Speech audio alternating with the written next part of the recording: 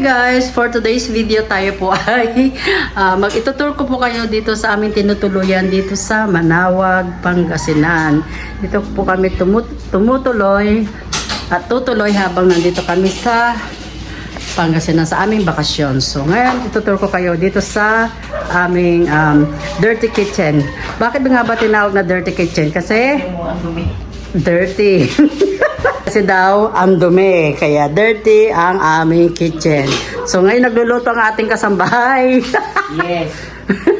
Ano niluluto mo, kasambahay?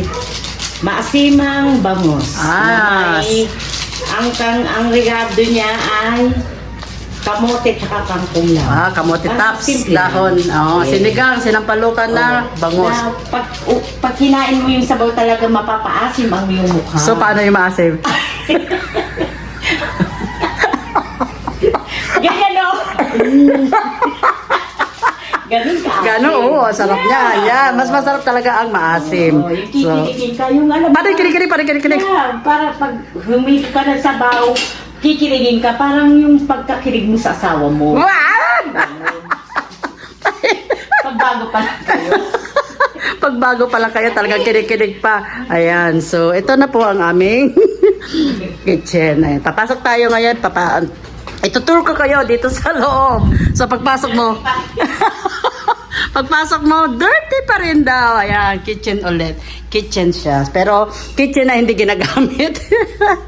Ayan, syempre dahil may kitchen ang ginagamit doon, talaga nagluluto. So ito lang. Ayan. So, yung aming kasambahay, katatapos lang din maglaba. So, ito yung bahay ng aking kapatid na yan, tinutuluyan namin dito. So, 3 bedroom siya. Ayan. Tapos, ayan, punta tayo sa labas. Take 2. Hindi ko nakukuha ano para hindi makita ni Ivan. Okay, wala naman akong tsinelas, balot.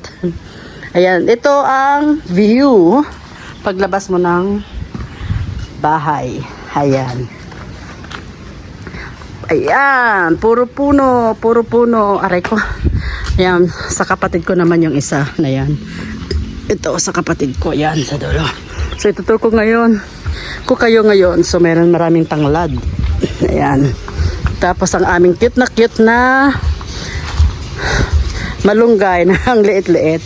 Ayan, so take 2 tayo guys. Kanina nag-video na ako. Pero memory full daw siya. So ayan, may langka, maraming langka. So kanina nag-ulam kami ng ginataang langka. So yummy, masarap. So doon yung fish pan. Ayan, malaki doon, maraming tanim doon. Yung papaya, nandyan lang siya sa baba. So ayan tayo guys. So, yan, ang ate ay may dumungaw. Yung nanay ko dumungaw, okay? Okay. Hindi, mambibidyo ak. Mambibidyo, tapos wala i-post ko, i-upload ko, tangga po like yan. Hindi pala na-upload ko video. Ayan, so, ito lang po, ayan po ang aming paligid-ligid. Ayan. Ayan, may puno tayong mangga, may punong santol, may punong suha, langka, ayan. Ayan si Goldie.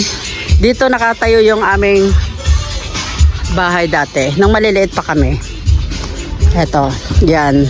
Yan ang aming bahay dati. Dito kami nakatira. So parang ngayon nakita ko siya na sabi ko, ay ba, parang dati nung maliliit kami, parang ang laki-laki ng bahay na to. Ngayon, nung wala na siya, nung giniba na kasi to, di ba? Sabi ko, ganito lang parang ang liit lang pala. Pero nung bata kayo, syempre parang, sabi ko, mansion na ang tingin ko dito kasi parang ang laki-laki. Diba? So, ito lang pala yun. Parang ang liit-liit niya kasi mayroong second floor kasi. Yan. May second floor kaya parang ang laki-laki. 3 room siya sa taas. Ayan. So, ito yung aming lumang tinirahan before. Ayan, tapos yung washroom namin, yung washroom, tapos shower room. May shower room. Tapos ang daming puno ng mangga ngayon. Ayan. So, ayun lang po.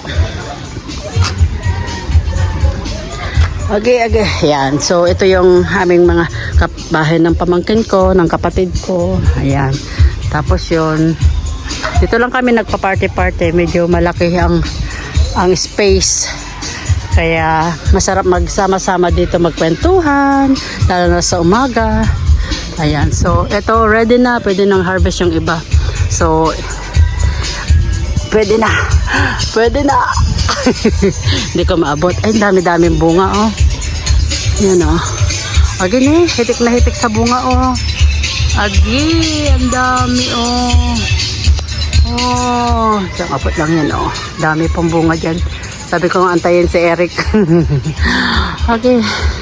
So ayan guys, na-tour ko na kayo dito sa aking barrio, sa aming barrio. Dito sa aming kinalakihan. So ayan guys. Thank you for watching. Bye!